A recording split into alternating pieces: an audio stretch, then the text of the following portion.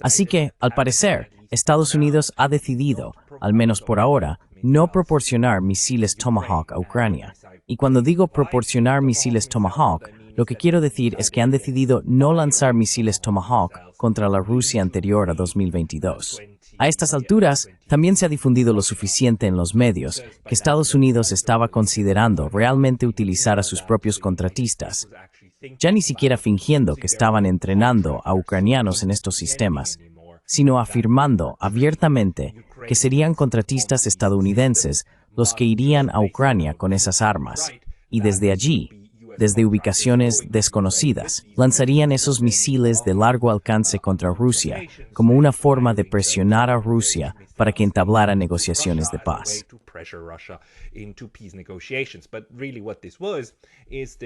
Pero en realidad, de lo que se trataba era de que Estados Unidos estaba jugando con la idea de utilizar una categoría de armas aún más alta y potente directamente por sí mismo, usando a Ucrania, como ha ocurrido durante los últimos 2 años y medio, como excusa para atacar directamente a Rusia, ¿verdad?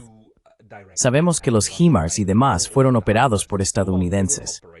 La recopilación de datos, la inteligencia, las imágenes satelitales, los sistemas de guiado e incluso los sistemas y decisiones de selección de objetivos se realizaron en Wiesbaden, Alemania, por el mando de la OTAN y de Estados Unidos. Los artículos del New York Times decían exactamente eso. Y de lo que estamos hablando aquí, entonces, es exactamente lo mismo, solo que con una categoría de armas superior.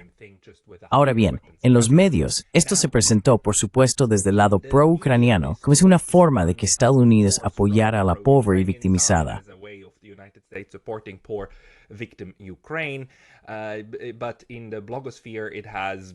Pero en la blogosfera se ha entendido muy bien que esta es solo la última versión de una escalada realmente peligrosa, porque los misiles Tomahawk son, por supuesto, capaces de portar ojivas nucleares. Y este es uno de los mayores tabúes de todos los tiempos, que las superpotencias se apunten entre sí con misiles con capacidad nuclear. En conjunto, por tanto, esto fue, por supuesto, una escalada muy importante. Y la forma en que ahora se nos presenta la narrativa en artículos como este de CNN es que Donald Trump de algún modo decidió no escalar, que Trump decidió que sería un paso demasiado lejos y demasiado peligroso. Pero me gustaría llamar su atención sobre otro aspecto de esto, que creo que es la verdadera razón por la que se tomó esta decisión.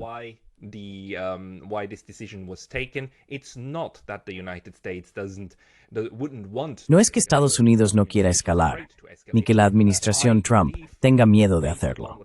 Creo, basándome en lo que ha ocurrido en las últimas semanas, y en realidad en los últimos años, que hemos llegado a un punto en el que la administración, o al menos una parte de ella, ha tenido que aceptar una nueva realidad. Sus reservas y capacidades de fabricación de armas no son ilimitadas, y ahora se están agotando. Tenemos otros artículos, y me gustaría señalar este de The New York Times, cuando Trump estaba considerando realmente proporcionar misiles. Este tira y afloja que hemos visto en las últimas 3 semanas, la historia del misil Tomahawk, es en realidad la última versión de otras historias similares, una escalada tras otra en la guerra por poderes en Ucrania.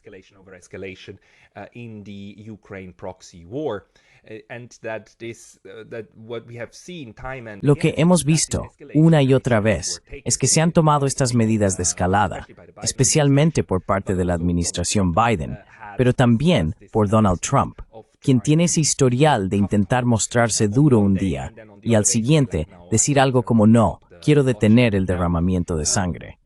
Ahora, voy a mostrarte las razones por las que digo que no se trata de un factor de desescalada, sino en realidad de un factor de producción militar que influye en sus decisiones. Me gustaría mostrarte uno de varios comentarios que Donald Trump hizo durante la última semana, en los que expresó serias dudas sobre si se proporcionarían misiles Tomahawk.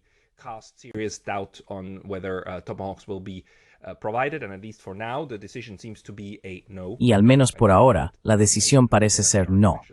Y de nuevo, cuando dije proporcionar, no debería usar esa jerga. Debería decir disparar Tomahawks contra Rusia. Trump dijo que no se dispararían Tomahawks contra Rusia. Ahora, mira este intercambio. Tuvo lugar durante la visita del señor Zelensky a la Casa Blanca hace 2 o 3 días, el viernes de la semana pasada, en la rueda de prensa. Escucha cómo el señor Trump enmarca la situación, el dilema en el que se encuentran los Estados Unidos en lo que respecta a estas armas, el sistema Tomahawk. ¿Qué va a pasar si Estados Unidos entra en un conflicto y necesitamos los Tomahawk?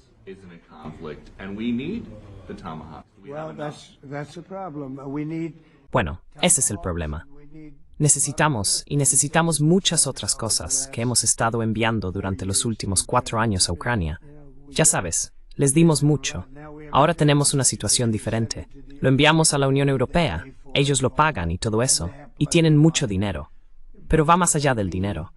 Sabes, necesitamos Tomahawks. Necesitamos muchas otras armas que estamos enviando a Ucrania. Una de las razones por las que queremos acabar con esta guerra es precisamente esa. No es fácil para nosotros dar. Estamos hablando de cantidades enormes de armas muy poderosas. Así que ese es uno de los temas de los que hablaremos.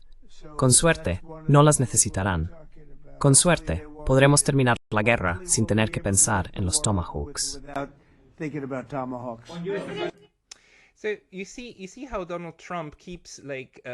Así que ves cómo Donald Trump sigue cambiando de postura. Pasa de decir, tenemos todo lo que necesitamos, podemos ganar esta guerra, Ucrania puede ganar esta guerra. Y por supuesto, hace un par de semanas dijo, de forma muy famosa, en una publicación muy irónica, casi cínica, que Ucrania puede evidentemente ganar e incluso recuperar todos los territorios que perdió en 2014, incluida Crimea. Pero aunque ahora sabemos que probablemente no lo decía en serio, debemos preguntarnos constantemente cómo evalúan los Estados Unidos sus propias capacidades. Y ya sabes, los neoconservadores son conocidos, absolutamente conocidos, por no preocuparse en absoluto por la realidad y simplemente asumir una capacidad ilimitada, una competencia ilimitada y por tanto impulsar una escalada sin límites.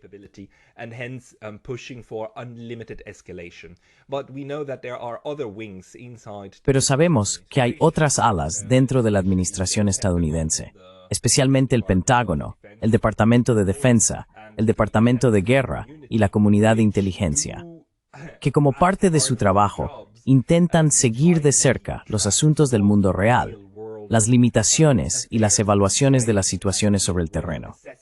Y me parece que, a estas alturas, el señor Trump, mucho más que a través de una conversación telefónica con el señor Putin, estaba en realidad convencido, en segundo plano, al escuchar esta declaración, de que, bueno, en realidad tenemos un problema. Tenemos un problema de armamento, tenemos un problema de producción. Y ahora me gustaría mostrarles esto.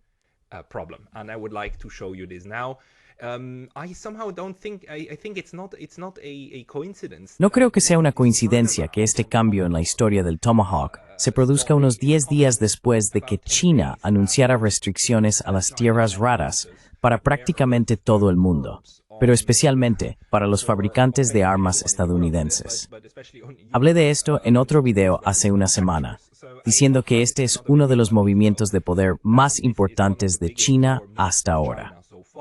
Muy brevemente, ahora han dicho que van a aplicar lo que se llama la regla del producto directo extranjero a sus tierras raras, lo que significa que cualquier empresa que quiera comprar productos de tierras raras de ellos tendrá que certificar que esos materiales no se utilizarán para la fabricación de armas.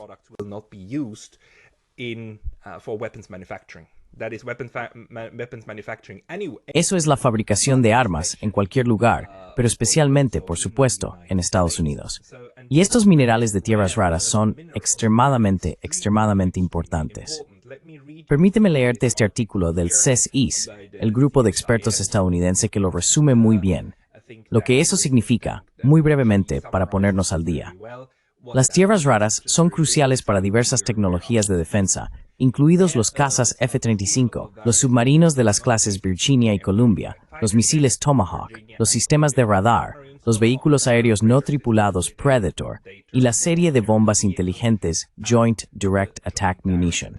Las restricciones recién anunciadas representan las medidas más trascendentales de China hasta la fecha, dirigidas al sector de defensa.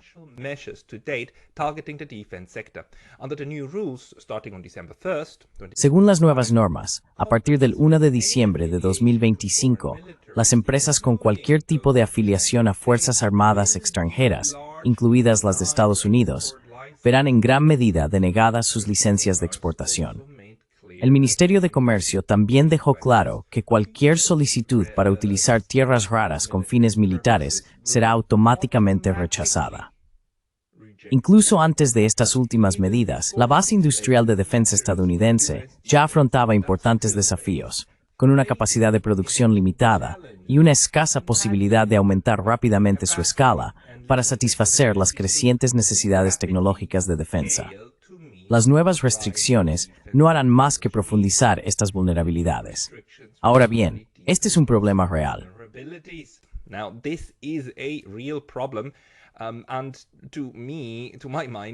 Y para mí, en mi opinión, eso es lo que ahora está prevaleciendo en Washington. Está imponiéndose el realismo, la idea de que la capacidad de Estados Unidos, la pura capacidad de fabricación de armas, podría ser un problema. Y ya sabes, tenemos dos aspectos en esto.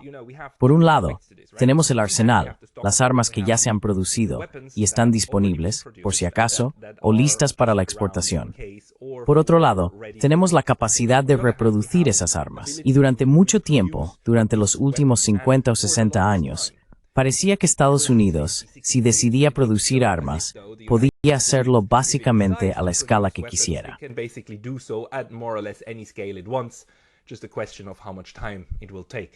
Es solo una cuestión de cuánto tiempo llevará a producir estas armas.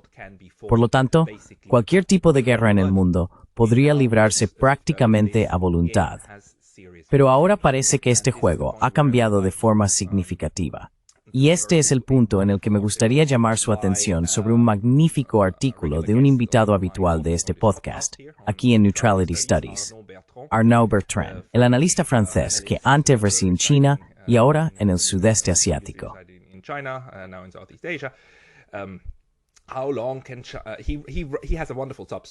Tiene un Substack magnífico. Arnaud Bertrand tiene un gran Substack y animo a todos a suscribirse porque ofrece análisis de muy alta calidad una y otra vez. Recientemente escribió un artículo muy extenso titulado ¿Cuánto tiempo puede China jugar la carta de las tierras raras? En este texto toma como ejemplo el galio, uno de estos elementos de tierras raras ahora restringidos. Aunque, según tengo entendido, el galio en sí no es técnicamente un elemento de tierra rara, es algo distinto. Pero en cualquier caso, es uno de los metales que estarán sujetos a restricciones bajo licencia de exportación. Y el problema con este, y debemos entenderlo, es por qué estas tierras raras no solo son importantes para la manufactura estadounidense, sino también por qué no es fácil obtenerlas de repente de otro lugar que no sea China.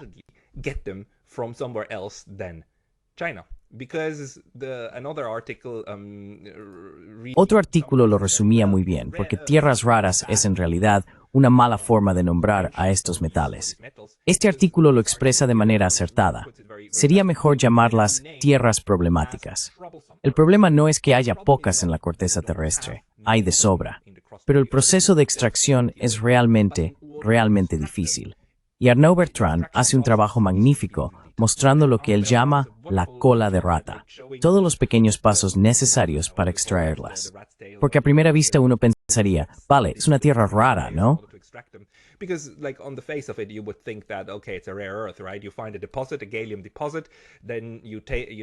Encuentras un yacimiento de galio, luego tomas una retroexcavadora y un par de perforadores. Sacas las piedras, aplicas un poco de calor y entonces el galio fluye. Bueno, resulta que no funciona así. Y tampoco funciona así con la mayoría de estas tierras problemáticas.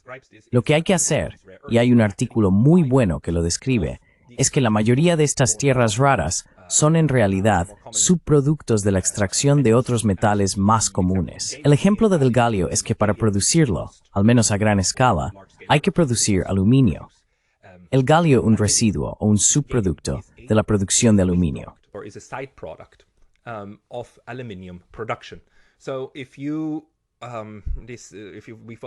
Así que, si seguimos este pequeño gráfico aquí, haces la minería y luego, con el proceso de extracción, Una vez que empiezas a refinar estos materiales, por cierta cantidad de aluminio, puedes obtener un par de milésimas de galio del proceso. Arnaud Bertrand lo describe bastante bien. En un momento dado, para producir 100 toneladas de galio, se necesita una industria del aluminio inmensamente grande solo para llegar a eso. Y no estamos hablando de una proporción de 1 a 100. Estamos hablando de algo así como 1 a 120.000 en términos de producción de galio frente a aluminio. Debo decir que en este punto no tengo manera de verificar de forma independiente estas cifras.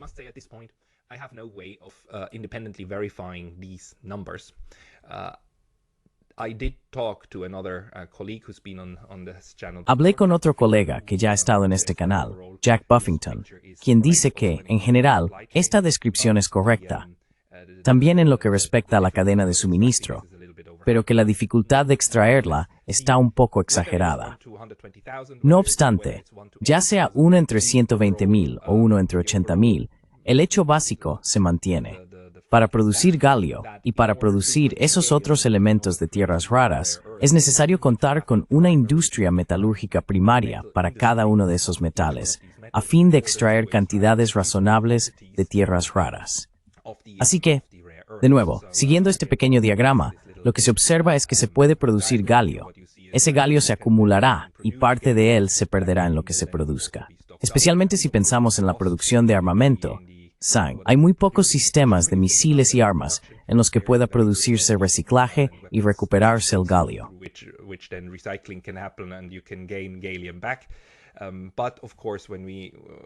Pero por supuesto, cuando hablamos de esto, también hablamos de las aplicaciones en teléfonos y otros productos informáticos, donde existe la posibilidad de recuperar algo de galio mediante el reciclaje. Pero, en general, para satisfacer la demanda de la economía y estar a la altura, no solo para alimentar tu complejo militar industrial, sino también tus necesidades civiles, necesitas un suministro muy grande. Necesitas una capacidad de producción muy elevada. Y Arnaud Bertrand señala entonces que para lograrlo, hay toda una cadena de elementos que deben estar en su sitio. Por ejemplo, se necesitan cantidades enormes de energía. Habría que construir 4 o 5 centrales nucleares adicionales solo para obtener la energía suficiente para realizar la extracción de aluminio.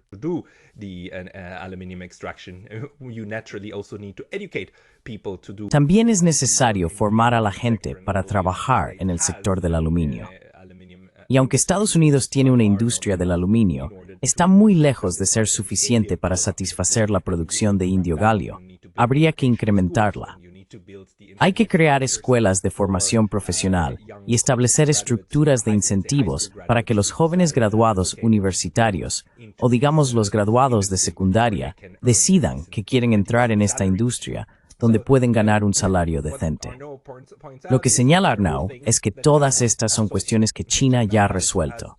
China tiene una industria muy grande, una capacidad de producción eléctrica muy amplia. Ha desarrollado ambas cosas.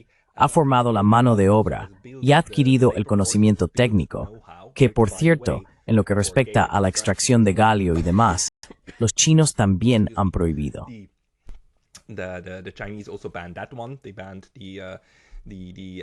Prohibieron la transferencia de conocimientos fuera del sector de las tierras raras.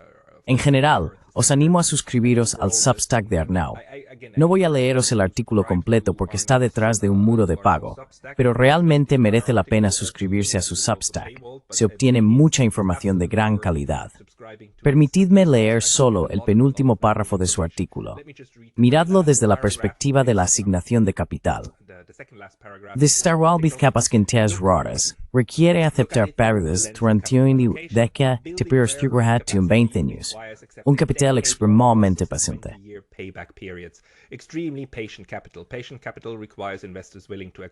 El capital paciente requiere inversores dispuestos a aceptar horizontes largos. Los horizontes largos requieren estabilidad regulatoria y política. La estabilidad requiere un consenso social, que la manufactura es estratégica. El consenso requiere, volvemos a la educación, los medios y la cultura. Así que su argumento, en cierto sentido, es que Estados Unidos, tal como se gestiona hoy y como está estructurada toda su economía, cómo se ha financiarizado en las últimas décadas y ha externalizado gran parte de su capacidad productiva al extranjero, simplemente no está estructuralmente preparado para responder a las exigencias necesarias para producir estas tierras raras a gran escala. De nuevo, el problema no es el acceso a las tierras raras.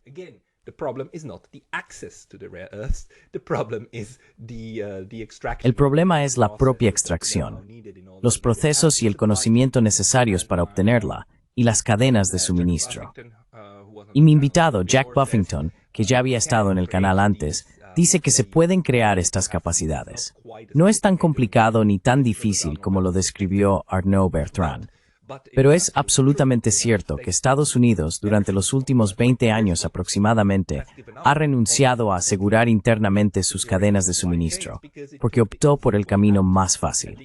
Y el camino más fácil fue simplemente obtener todos estos componentes, y las tierras raras son solo uno de ellos, del extranjero, y dejar de preocuparse por ello. Esto lleva ocurriendo ya unos 30 años.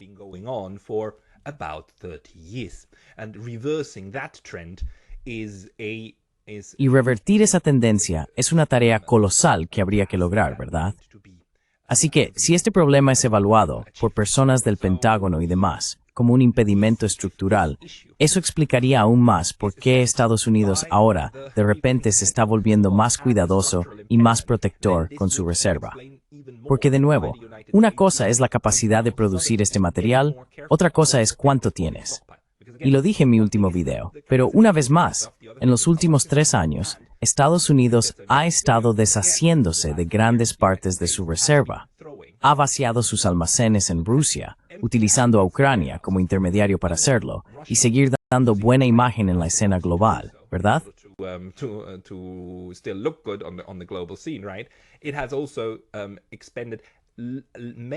También ha gastado muchísimos misiles, no Tomahawks, sino otros sistemas como HIMARS y THAAD, para Israel en su guerra de 7 u 8 frentes en Asia Occidental. Y Estados Unidos está considerando más escenarios, incluyendo, por supuesto, nuevamente una guerra con Irán y potencialmente una guerra con Venezuela. Así que todo esto lleva a la conclusión lógica de que Estados Unidos podría necesitar ser cuidadoso con la cantidad de estos recursos que utiliza. Lo que nos deja con la pregunta, ¿cuántos de estos misiles tenemos realmente? ¿De qué estamos hablando? ¿Cuál es la magnitud de las cifras, el juego de los números? Porque no tengo ese video ahora mismo, pero después de la reunión con Zelensky hubo otra rueda de prensa. After the Zelensky meeting, there was another press conference, and No, lo siento. Después de la última conversación con Vladimir Putin, hubo otra rueda de prensa y Donald Trump dijo en tono de broma, le estaba preguntando a Vladimir Putin si quería que le enviara estos Tomahawks, 1000 Tomahawks a Ucrania. Y no le hizo mucha gracia. Y Trump dijo, 1000 Tomahawks, ¿debería enviar 1000 Tomahawks a Ucrania? ¿De eso estamos hablando? Bueno, veámoslo. Hay un artículo de Reuters del 7 de octubre que dice que es poco probable que se envíen misiles Tomahawk a Ucrania. Así que fue como un ciclo de altibajos. Oh, ¿va a pasar? No va a pasar. No, sí va a pasar. No va a pasar.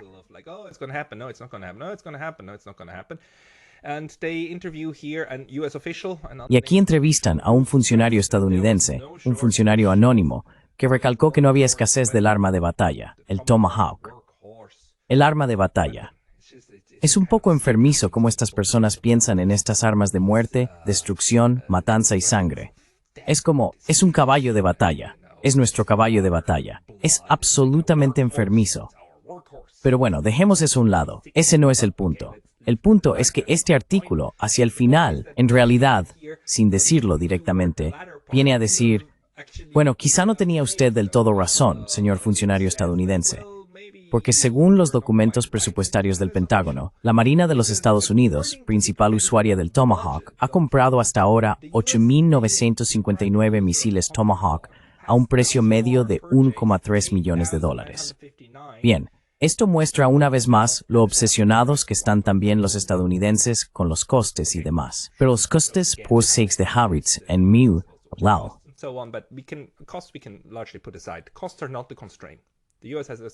Los costes no son la limitación.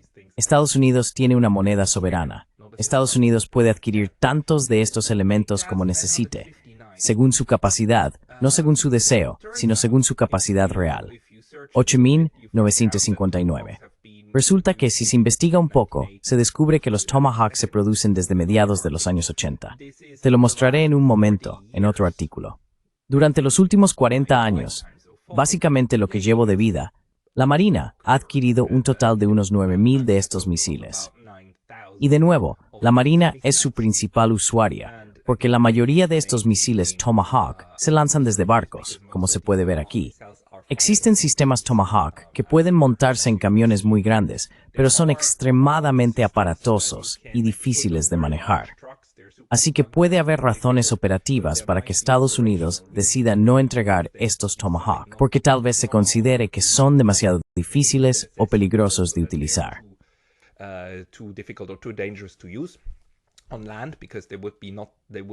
Porque serían difíciles de ocultar. Básicamente la Marina, estamos hablando de 9.000 de estos misiles en los últimos 40 años. Hice un cálculo rápido. 9.000 en 40 años. Eso equivale a unos 230 o 240 misiles por año. Y fíjate en esto, el misil Tomahawk se ha estado produciendo desde mediados de los años 80. En los últimos años, la producción ha oscilado entre 55 y 90 por año. Según los datos presupuestarios del Pentágono, Estados Unidos planea comprar 57 misiles en 2026. No 57.000, no 5.700, 57. Y la producción varía entre 55 y 90. Y de nuevo, hemos tenido 9.000 desde mediados de los 80, lo que equivaldría a unos 240 por año. Probablemente fue mucho más al principio, quizás 300 o 400 por año, y luego disminuyó.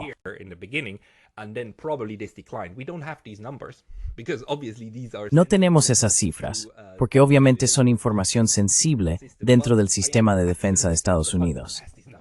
Pero estoy absolutamente seguro de que el Pentágono las tiene. Y también estoy absolutamente seguro de que si el presidente de Estados Unidos pregunta ¿cuántas de esas malditas cosas tenemos?, obtendrá las cifras correctas.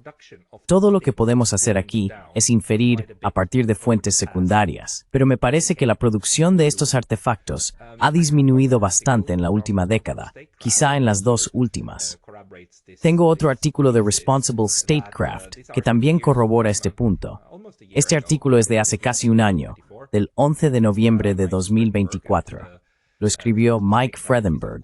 Y Responsible Statecraft es, por supuesto, un grupo de reflexión pro-paz en Estados Unidos, uno de los pocos realmente antineoconservadores. Hay muy buena gente allí, como Anatol Lieven, por ejemplo.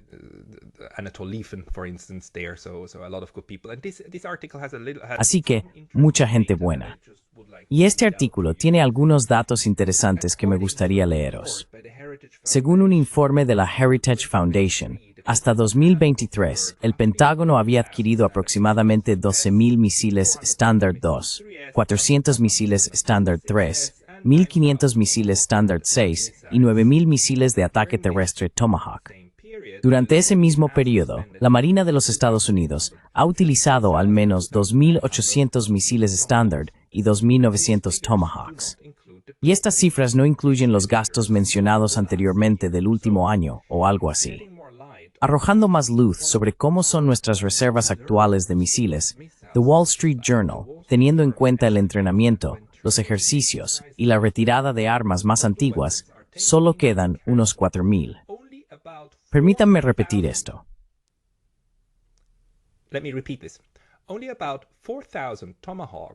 Solo quedaban unos 4.000 Tomahawks en 2020, y desde entonces Estados Unidos ha producido solo unos 250 Tomahawks más, ¿verdad? Como el artículo se escribió en 2024, ¿no? Así que durante ese periodo de 4 años, eso equivale a unos 60 o 70 por año, ¿verdad?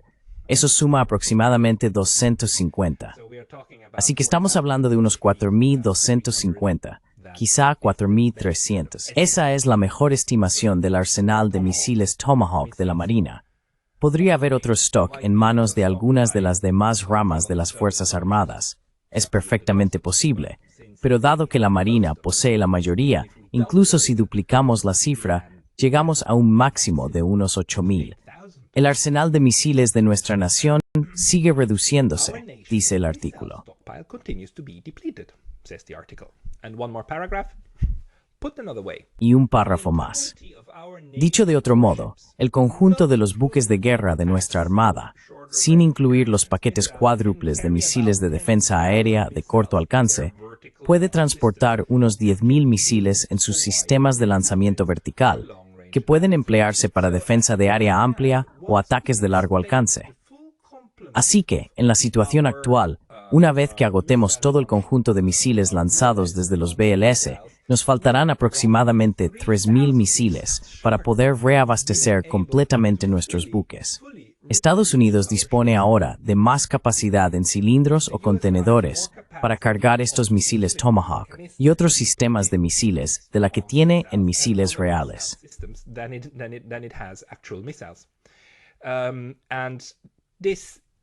Y esto, junto con el anuncio de China de que va a ponerle las cosas muy difíciles al complejo militar industrial de Estados Unidos para que consiga acceder a esas tierras raras, supone una limitación seria. Y no es una limitación que se pueda cambiar en 1 o 2 años.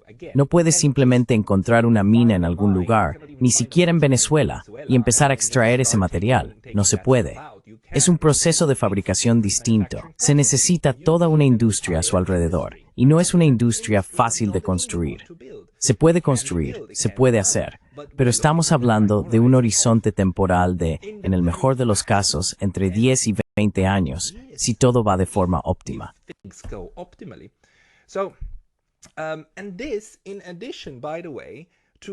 Y esto además, por cierto, se vincula con otro problema estructural, que es que el capitalismo en Estados Unidos se ha abierto camino a través del complejo militar industrial y ha unificado lo que antes eran 12 o 14 empresas que producían armamento estadounidense, dejándonos ahora con solo 3 proveedores para este arsenal de armas: Raytheon, Lockheed Martin y Boeing. Y este artículo describe el problema de eso, que es que, de acuerdo, ahora hay una falta de innovación, una falta de competencia, una especie de segmentación del mercado, y estas empresas ya no se esfuerzan mucho por producir cosas mejores o más modernas.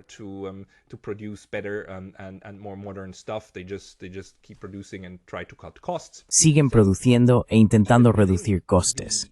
Así que, incluso dentro de la industria de producción y de las capacidades productivas de Estados Unidos, existen estos impedimentos estructurales que ahora dificultan encontrar una salida, tratar de averiguar cómo utilizar otros metales.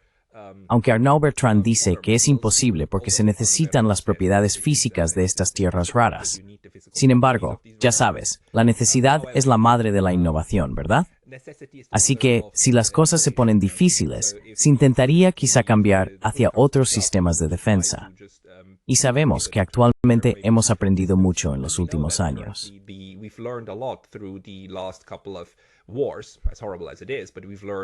La guerra, por horrible que sea, nos ha enseñado que la guerra terrestre vuelve a ser posible. Hemos aprendido la importancia de los drones y cómo estos pueden sustituir a los sistemas de misiles. Así que si Estados Unidos se toma en serio esto, si realmente se siente amenazado por su capacidad de fabricación de armas, lo que debe hacer en este caso es invertir enormes cantidades de dinero en I+D para descubrir cómo utilizar algo distinto a estos sistemas. Pero incluso así, estamos hablando de horizontes temporales muy largos. Quiero decir, los drones no son la respuesta a todo, ¿verdad?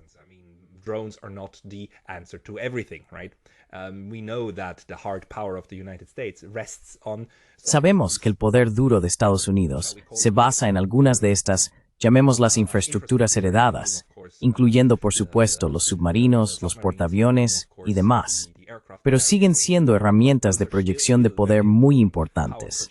Y estas herramientas, incluso solo para repararlas, mantenerlas a flote y construir la siguiente generación, necesitan insumos de las cadenas de suministro que hemos analizado. Ahora bien, hay otro artículo aquí que realmente elogia lo innovador que es el sector de defensa estadounidense y demás, pero ofrece algunas observaciones útiles. Por ejemplo, la capacidad de producción anual de Estados Unidos para los sistemas HIMARS aumentó de 48 a 96 lanzadores en 2024. Y además, en lo que respecta a los misiles antitanque Javelin, Estados Unidos solía producir 2.400 misiles al año. The United States used to produce 2,400 missiles per year. Lockheed Martin plans to increase capacity to 3,000. Lockheed Martin planea aumentar la capacidad a 3.960. Y luego el artículo dice lo estupendo que es esto, ¿verdad? Solo hay que mirar esto. Quiero decir, estas cifras no son astronómicas. Y el aumento, vale, el año que viene vamos a producir un 50% más. Claro, un 50% más es bueno para cualquier empresa que fabrique algo. Pero si estamos hablando de una escasez seria en el arsenal de armas de Estados Unidos y de reponerlo, entonces podríamos esperar, ya sabes, que se necesitara un aumento de 10 veces, no solo un 50% más. Y parece que este es el límite de capacidad actual, porque ahora mismo se pueden vender estas cosas, ¿no? Entonces, ¿por qué no producir más si se pudiera? Parece que simplemente no es tan viable. No se puede aumentar la producción así sin más.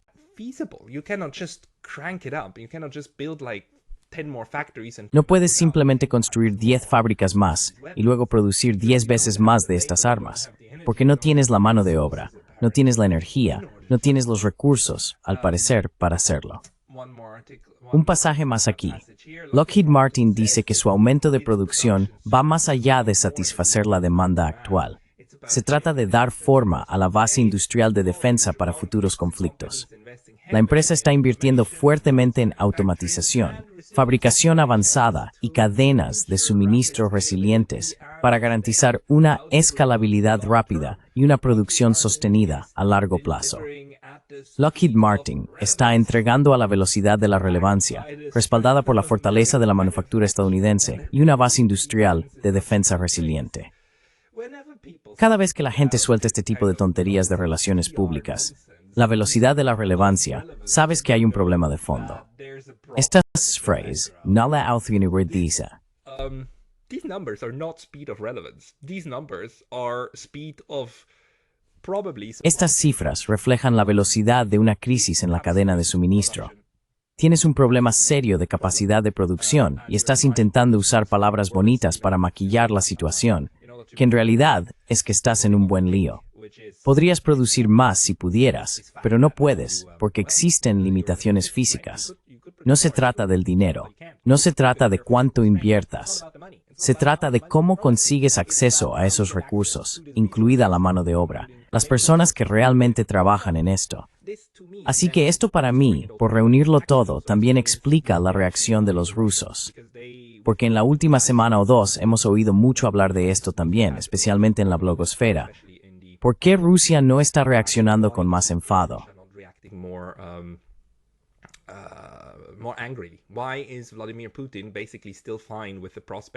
¿Por qué Vladimir Putin sigue básicamente tranquilo ante la posibilidad de que Estados Unidos le dispare misiles Tomahawk? ¿Por qué el señor Lavrov, en una rueda de prensa en Rusia, dijo que incluso si Estados Unidos entrega Tomahawks a Ucrania, eso no cambiaría el enfoque general de Rusia, aunque podría empeorar la relación con Estados Unidos? ¿Por qué fue una respuesta tan moderada? Bueno, si ellos entienden esto, y si han hablado con los chinos, lo cual supongo que hicieron, lo que podemos deducir ahora es que podría haber una estrategia detrás. Algo como, de acuerdo, os quedan 4.000 de esas cosas, quizás 6.000.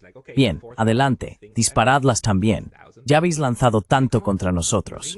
Podemos deshacernos de ellas, podemos resistirlo, y entonces estaréis en una posición aún más débil. And then you're going to be at an even weaker level. I have nothing to prove this theory. Quiero decir, no tengo nada que pruebe esta teoría.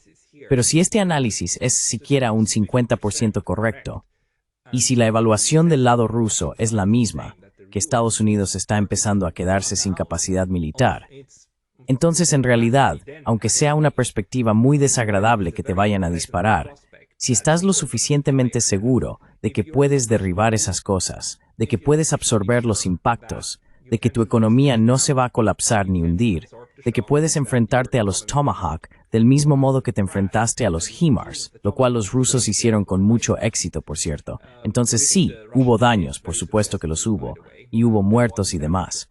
Pero nunca fue a una escala que amenazara a la nación en sí, ¿verdad? Así que, en cierto modo, llama su farol. Le llamas el farol a los estadounidenses, y dices algo así como, vale, adelante, hazlo. The Americans and say like, fine, come on, do it. And then you will end up on an even. Y entonces acabas con una base aún más débil. Parece que Donald Trump en realidad entendió esto, especialmente cuando observamos algunas de las declaraciones que hizo. También dijo cosas similares en entrevistas televisivas con cadenas estadounidenses, que quizá este sea ahora el ala que se impuso.